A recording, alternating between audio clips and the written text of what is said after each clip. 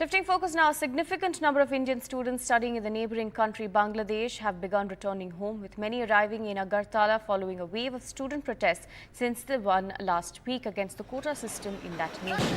They expressed concerns that the situation in Bangladesh could worsen, especially after the Bangladeshi government ordered a nationwide shutdown of its mobile internet network.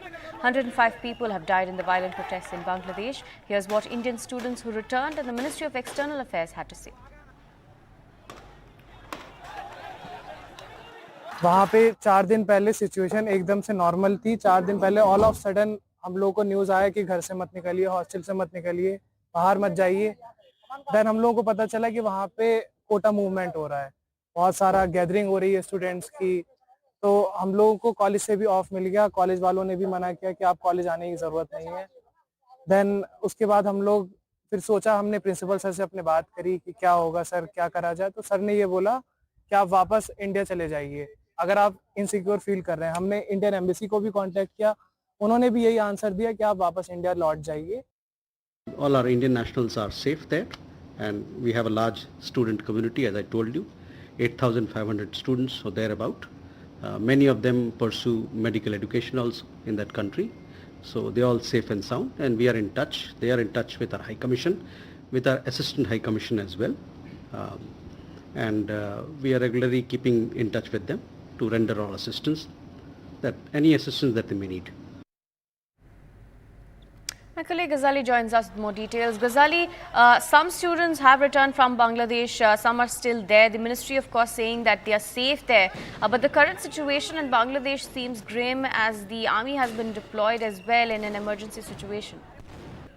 Yes, as per the data available, we have received the total Indian nationals who have arrived till yesterday were 245, including the Indian students who are 125, and the border crossings between India and Bangladesh is being monitored by the Indian and Bangladeshi agencies, and the situation is quite volatile in Bangladesh as of now.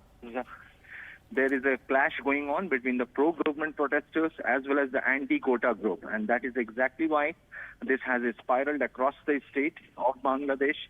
The communication lines have been cut off. Till yesterday, the Indian High Commission over there in Dhaka was in touch with all those who were willing or who had placed this request to go back to India.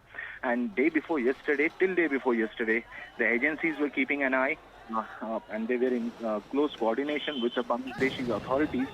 They were monitoring the situation there. But as of now, it appears that the situation is going to continue to be like this, as well as because the Prime Minister Sheikh Hasina, she addressed the nation a couple of days ago when the anti-quota protesters burned the state broadcaster's office in the national capital. And since then, the situation has only turned worse over there in Bangladesh. The Indian agencies are also keeping an eye to ensure that no anti-India sentiments are stirred amid this quota protest, because the Awami League, the ruling party over there, many of their leaders addressed the nation, and they also used the word Razakars for the protesters, which is a derogatory term for those who collaborated with Pakistani army during the War of Liberation in 1971.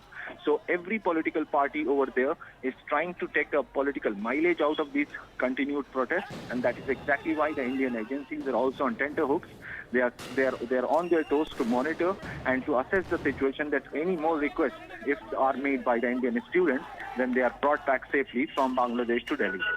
Right, Ghazali, although India has said that it's an internal matter of Bangladesh, there seems to be another challenge posed for us with our students still there. The fact that internet shutdown has taken place as well, and connectivity is completely shut down in Bangladesh.